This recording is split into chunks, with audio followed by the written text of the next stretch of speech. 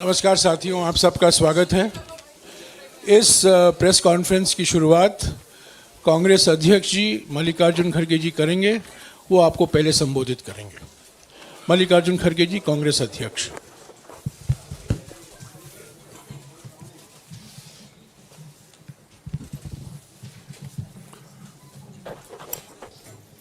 आप सभी को नमस्कार।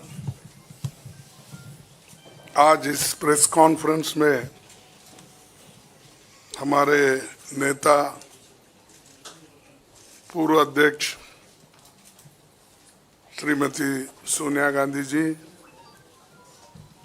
और हमारे पूर्व अध्यक्ष श्री राहुल गांधी जी और मंच पे बैठे हुए हमारे पार्टी के ट्रेजरर, सेक्रेटरीज और दूसरे साथियों,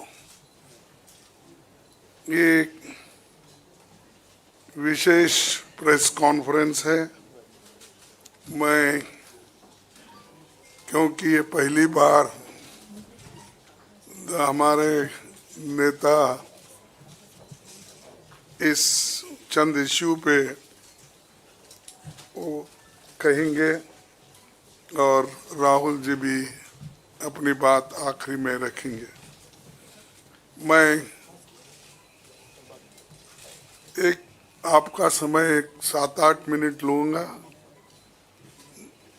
और बाकी डिटेल्स में कुछ कहना है उसको टेक्निकली हमारे ट्रेजरर आपसे संबोधित करेंगे।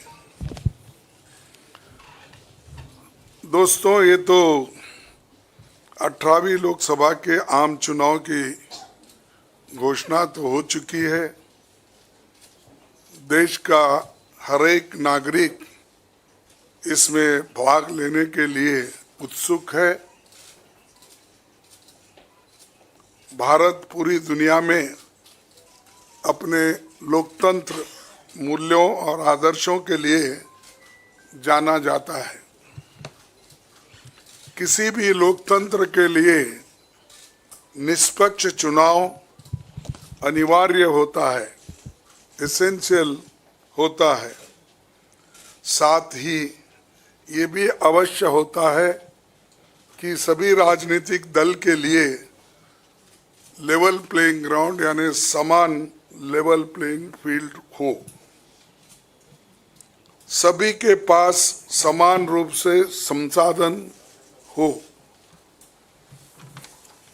ये नहीं कि जो सत्ता में है उनका रिसोर्सेस पर मोनोपोली हो। ये नहीं कि उनका मीडिया पर एक अधिकार हो। ये नहीं कि सत्ताधारी दल का संवैधानिक तथा न्यायिक संस्था जैसे आईटी, ईडी, इलेक्शन कमीशन, इन अपने दूसरे ऑटोनमस बॉडीज पर प्रत्यक्ष अथवा परोक्ष नियंत्रण हो। दुर्भाग्य से जो पिछले दिनों में सुप्रीम कोर्ट के हस्तक्षेप के बाद जो इलेक्टोरल बॉन्ड, चुनावी चंदा बॉन्ड के बारे में जो तथ्य निकलकर सामने आए वो बहुत ही चिंताजनक है, शर्मनाक भी है, क्योंकि इससे हमारे देश के छवि को ठेस पहुंची है। हमारे देश ने पिछले 70 सालों में निष्पक्ष चुनाव और स्वस्थ लोकतंत्र की छवि बनाई थी। उस पर प्रश्न चिन्ह आज उठ गया है।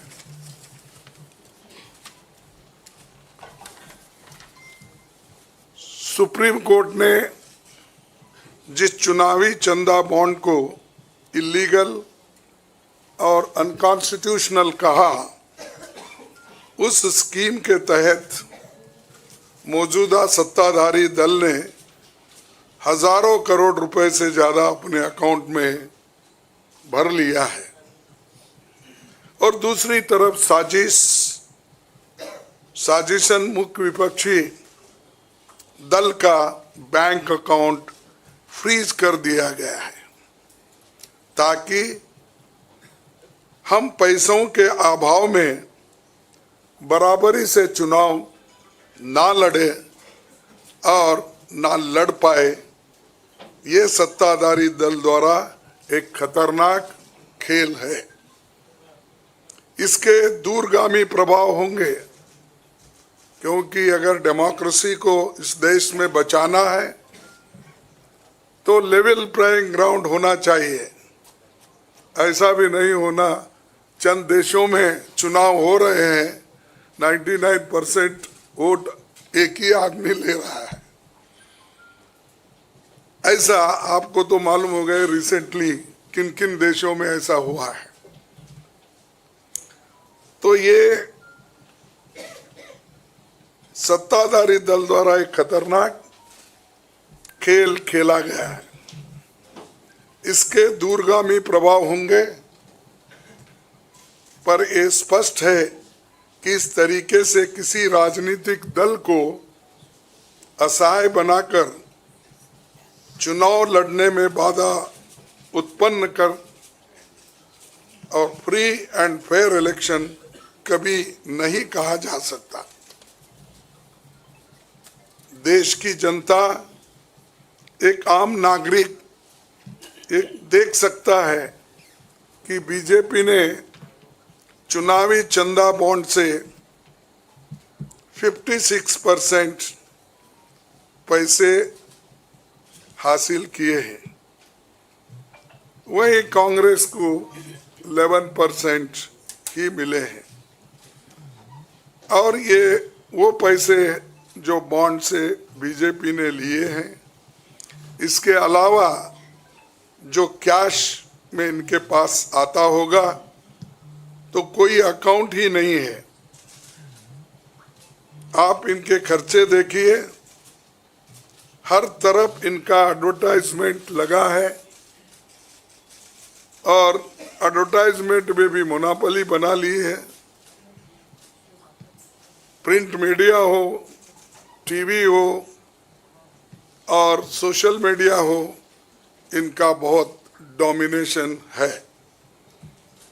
लेकिन इतने पैसे एक पार्टी जमा कर सकती है, हिंदुस्तान के 70 साल के डेमोक्रेटिक व्यवस्था में ऐसा कोई नहीं किया।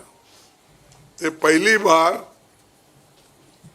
ये सरकार अनेक ढंग से पैसे आज उठा रही है और इनके 5 स्टार ऑफिसेस से बड़े बड़े हर जगह आप देखिए, और 4-4, 5-5 फ्लाइट एक मीटिंग को जाते हैं और उनके पीछे और 2-4 जाते हैं। एक मीटिंग का इतना खर्च होता है तो शायद ही कोई पार्टी, अपोजिशन पार्टी उसका 10% भी नहीं कर सकती मुकाबला। मैं कहना नहीं चाहता कि बीजेपी ने किस तरीके से कंपनियों से पैसे लिए, क्योंकि सुप्रीम कोर्ट तथ्यों की जांच कर रही है। हमें उम्मीद है कि सच्चाई बहुत जल्द हम सब के सामने आएगी।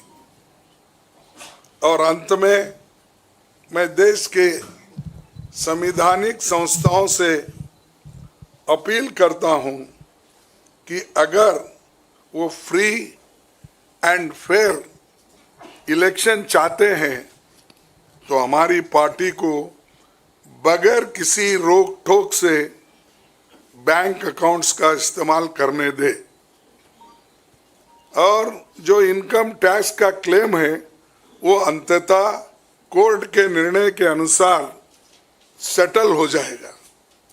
राजनीतिक दल टैक्स नहीं देते, बीजेपी कभी इनकम टैक्स नहीं दी, लेकिन ये लागू सिर्फ कांग्रेस पे हो रहा है। कोई पॉलिटिकल पार्टी इनकम टैक्स के दायरे में नहीं आते। सच है ना? सेटल हो जाए। राजनीतिक दल नहीं आते।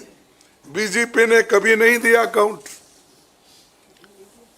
इसके बाद भी अगर हमसे ये मांगा जा रहा है तो हम न्यायालय के अंतिम निर्णय का इंतजार कर रहे हैं, क्योंकि हम चाहते हैं कम से कम न्यायालय तो इस बात को देखे, कानून को देखे, रूल ऑफ लॉ और गवर्नेंस जो संविधान के तहत होता है उसके तरफ तो ध्यान दे दो, क्योंकि आज वो हुकूमत में है, कल दूसरी पार्टी आएगी।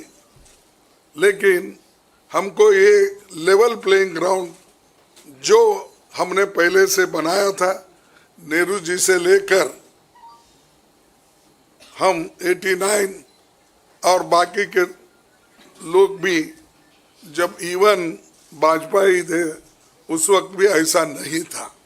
लेकिन यहाँ ये 18वीं लोकसभा का चुनाव जो हो रहा है, इसमें हम सब देख रहे हैं, ये कुचल रहे हैं, सप्रेस कर रहे हैं और हमको चुनाव लड़ने के स्थिति में वो नहीं छोड़ना चाहते हैं और पैसे को तंग तबाह करके वो एक तरफा इलेक्शन कर लेना चाहते हैं। लेकिन लोग भी होशियार है, इसको जानते हैं और लेवल प्लेइंग फील्ड बने रहने के लिए ये उनके जो बाधक है और जो हमारे अकाउंट्स फ्रीज किए हैं वो तत्काल उसका रिलीज होना चाहिए और हमको चुनाव में डेमोक्रेसी और संविधान को बचाने के लिए लेवल प्लेइंग ग्राउंड होना चाहिए। धन्यवाद। शुक्रिया कांग्रेस अध्यक्ष जी। मैं अभी हमारे कांग्रेस पार्टी के संसदीय दल के नेता श्रीमती सोनिया गांधी जी से गुजारिश करूंगा कि आपको संबोधित करें।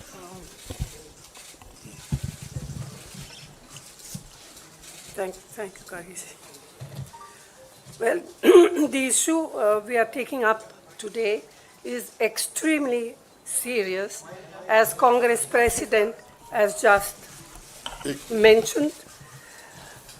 This issue affects not just the Indian National Congress, it impacts our democracy itself most fundamentally.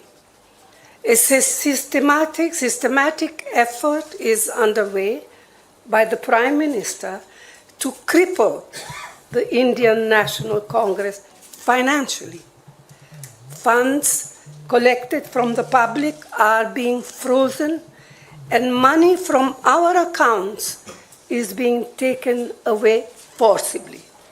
However, even under these most challenging circumstances, we are doing our very best to maintain the effectiveness of our election campaign. On the one hand, there is the electoral bond issue mentioned by Congress President Kharge, which has been declared unconstitutional by the Supreme Court.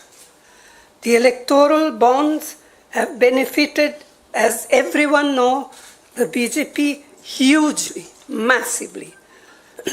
On the other hand, the finances of the principal opposition party, the Indian National Congress, are under a determined assault.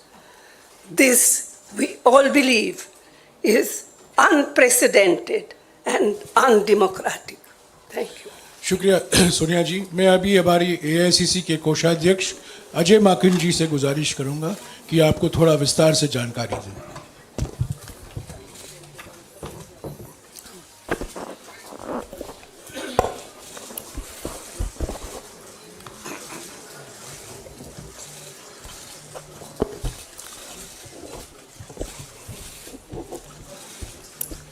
धन्यवाद जयराम जी, आप सब लोगों का बहुत बहुत स्वागत है। अभी हमारे कांग्रेस अध्यक्ष और पूर्व अध्यक्षा ने आप लोगों को बताया कि लोकतंत्र के ऊपर किस प्रकार का खतरा मंडरा रहा है, किस प्रकार से कांग्रेस पार्टी के बैंक खातों के ऊपर हमला हुआ और ये कोशिश करी जा रही है कि फाइनेंशियली कांग्रेस पार्टी को पंगु बना दिया जाए। ये केवल कांग्रेस पार्टी के खातों पे नरेंद्र मोदी सरकार का हमला नहीं है, बल्कि भारत के लोकतंत्र पे हमला है। अगर प्रमुख विपक्षी पार्टी वित्तीय तौर के ऊपर पूरी तरीके से पंगु हो जाए, कोई कार्य नहीं कर सके, पब्लिसिटी के ऊपर पैसा नहीं खर्च कर सके, कैंपेन के ऊपर पैसा नहीं खर्च कर सके, अपने कैंडिडेट्स को पैसे नहीं दे सके, तो फिर चुनाव किस बात का है। और चुनाव की घोषणा हो चुकी है। पिछले एक महीने से हमारे अपने बैंक अकाउंट्स में पड़े हुए 285 करोड़ रुपए का हम इस्तेमाल नहीं कर पा रहे हैं।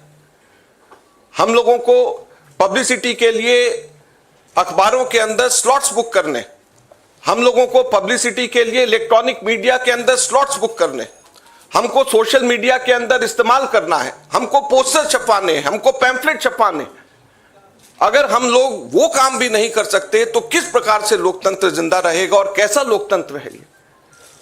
मैंने पिछले सप्ताह आप सब लोगों के सम्मुख मोतीलाल वोरा जी के समय 2017-18 के एक केस को लेकर के इनकम टैक्स डिपार्टमेंट ने 2017-18 के बेसिस के ऊपर 7 साल बाद में जाकर के हमारे बैंक के खाते अब जाकर के फ्रीज करे हैं, उसकी जानकारी दी। मैंने कहा कि ये 7 साल पुराने कैसे फ्रीज किए जा सकते हैं और टाइमिंग इसका कैसा है।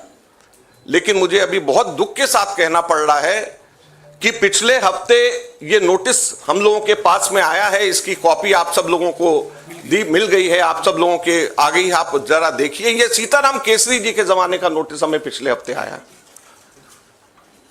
आप सोचिए, सीताराम केसरी जी के जमाने का 1994-95 की असेसमेंट ईयर का नोटिस अब हमारे पास में आया और इसको लेकर के भी आगे आने वाले समय के अंदर फिर से बैंक को फ्रीज करने का और डिमांड लगाने की ये कवायद शुरू होगी। तो ये कौन सा लोकतंत्र है।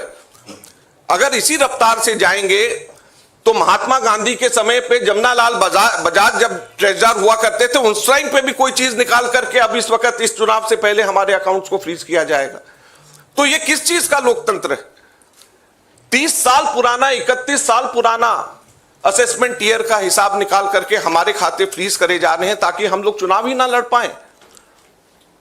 हम लोगों के पास में मुख्यतः 3 बातें हैं कहने की। हर पॉलिटिकल पार्टी इनकम टैक्स से एग्जेम्प्टेड होती है। कभी किसी ने भी पेनल्टी इस तरीके से नहीं दिया, तो कांग्रेस पार्टी को अकेले क्यों चुना जा रहा है। दूसरा, इसकी टाइमिंग देखिए।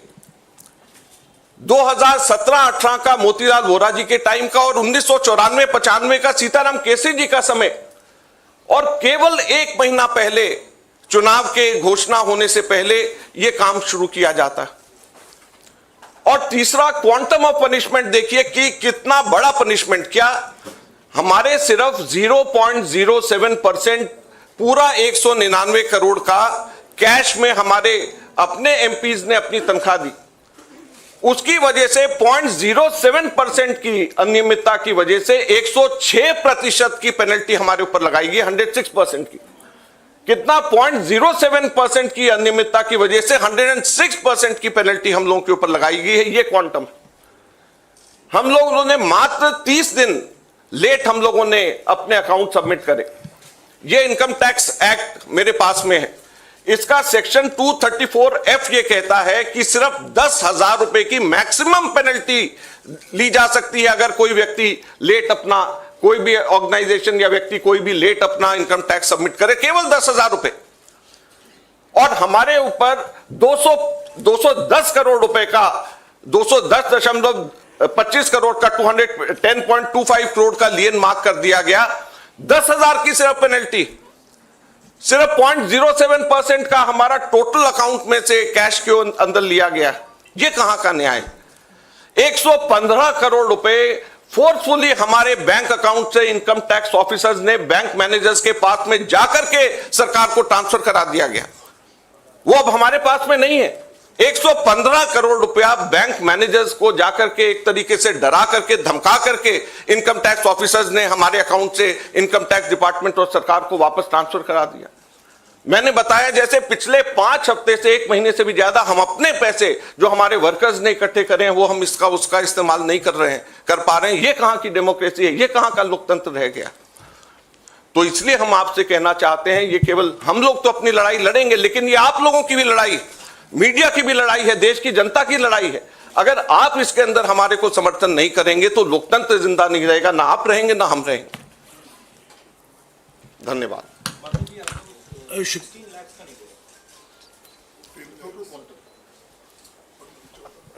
14 हमारा टोटल जो है 14,40,000 बनता है, जो 0.07% है। तो सिर्फ 14,40,000 जो हमारा 0.07% है, उसकी वजह से हमारे को ऊपर 210 करोड़ रुपए से भी अधिक का हमारे ऊपर लियन मार्क करके हमारी पेनल्टी लगाई गई है। तो आप सोचिए 14,40,000 के बदले 210 करोड़ रुपए की पेनल्टी हमारे ऊपर लगाई गई है। ये कहां का लोकतंत्र है? शुक्रिया अजय माकन जी। आखिर में मैं राहुल गांधी जी से गुजारिश करूंगा कि वो आपको संबोधित करें।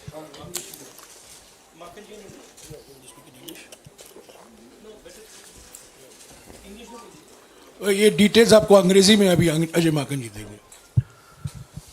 Friends, there has been an assault on Indian democracy. Our accounts have been frozen since last more than 1 month. Since last around 5 weeks or so, we have been unable to utilize our own funds in the bank.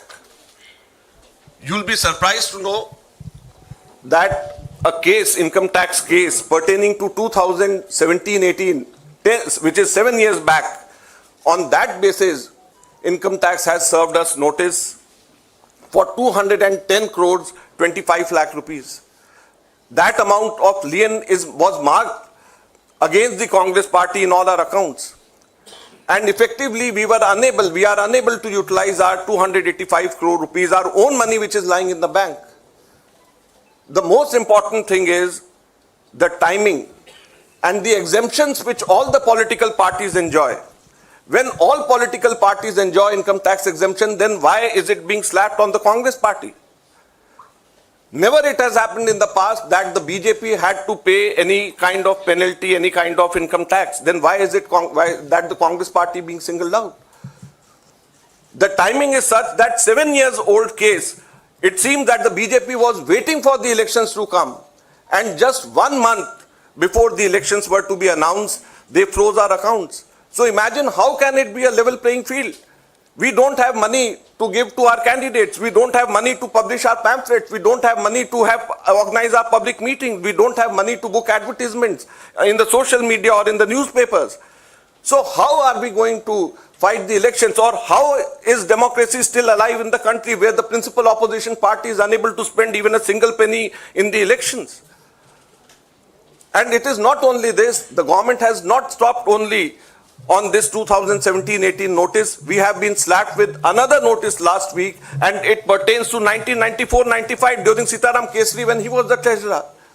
So imagine we are being slapped with a notice, income tax notice, 30 years back, pertaining to account 30 years back, and just at the eve of election, so that we are unable, our accounts are crippled and we are unable to use our own money for the elections. So please, this is the time when it is not only fight for the Congress party, our own fight alone, it is, we have to all fight together to save democracy. The Income Tax Act, section 234F, allows maximum penalty of rupees 10,000 for late submission of income tax returns. Maximum penalty of 10,000 rupees. But on the contrary, Congress party has been slapped a penalty of 210 crore rupees against a violation of just 14,40,000 which we deposited in cash and 30 days delay. So the quantum of punishment is totally unmatched with a trivial small kind of mistake, you may say, or small kind of thing which has been done 7 years back, which can easily be condoned. Thank you very much. शुक्रिया अजय बाबा। आखिर में अभी राहुल जी आपको संबोधित करेंगे। Thank you for coming here this morning. If any of you imagine, anybody in the country imagines what happens when your bank account, your ATM card, your entire financial identity is erased, right? You can imagine if it is done to a family, the family will starve to death. If it is done to a business, the business will be crippled, right?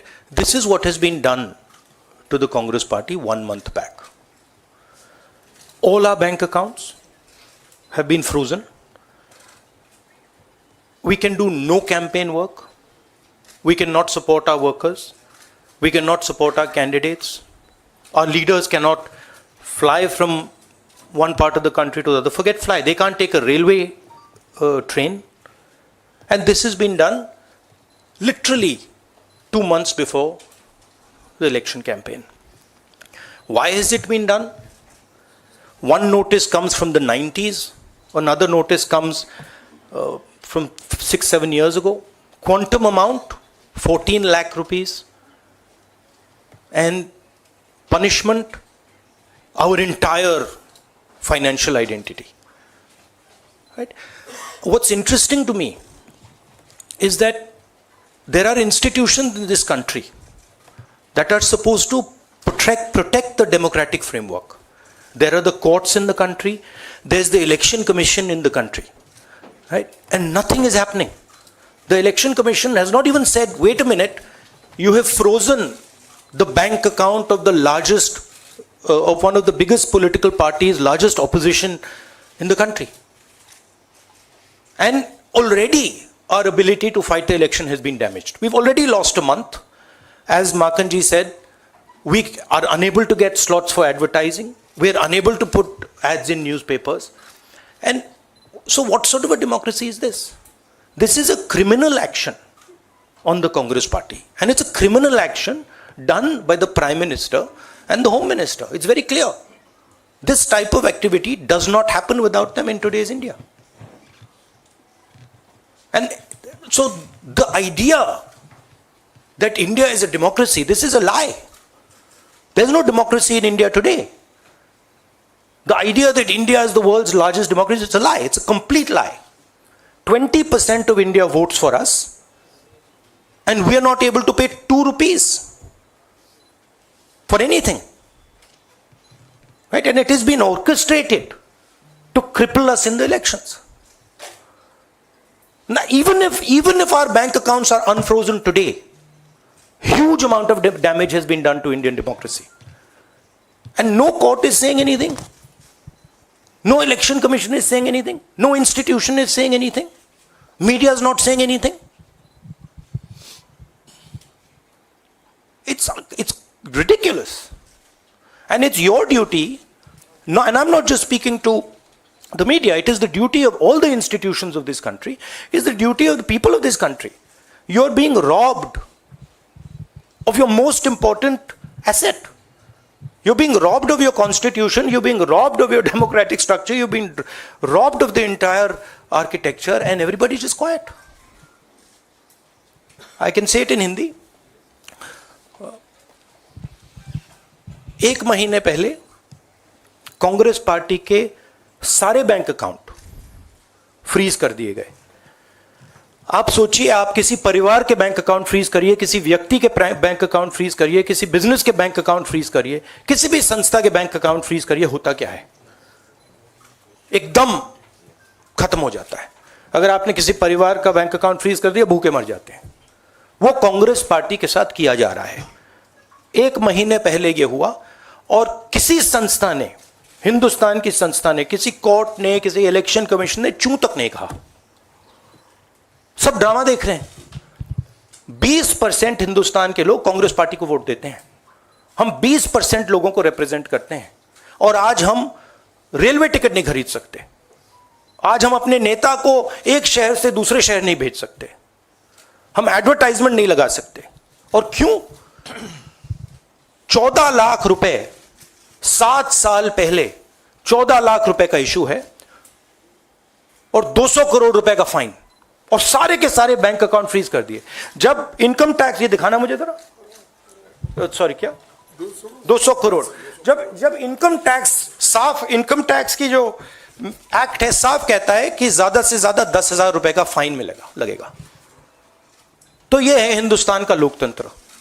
ये criminal action है Congress party के खिलाफ और हिंदुस्तान के लोकतंत्र के खिलाफ, और ये क्रिमिनल एक्शन हिंदुस्तान के प्रधानमंत्री कर रहे हैं। मेरी विनती है कि जो हिंदुस्तान के इंस्टीट्यूशंस हैं, जो वो अपने आप को हिंदुस्तान के इंस्टीट्यूशंस मानते हैं, डेमोक्रेसी को प्रोटेक्ट करते हैं, लोकतंत्र को प्रोटेक्ट करते हैं, हिंदुस्तान के कोर्ट्स हो, हिंदुस्तान का इलेक्शन कमीशन हो, वो इसके बारे में कुछ करें। और यह कहना कि हिंदुस्तान दुनिया की सबसे बड़ी डेमोक्रेसी, झूठ है। यहां कोई डेमोक्रेसी नहीं है। बिगेस्ट ऑपोजिशन पार्टी का आपने बैंक अकाउंट बंद कर दिया और 1 महीने कोई कुछ नहीं बोल रहा है। केसरी जी के टाइम से नोटिस आया है। तो अजीब सी सिचुएशन है, सब लोग देख रहे हैं और हर संस्था मतलब का रोल है इसमें, कोर्ट्स का रोल है, इलेक्शन कमीशन का रोल है। धन्यवाद।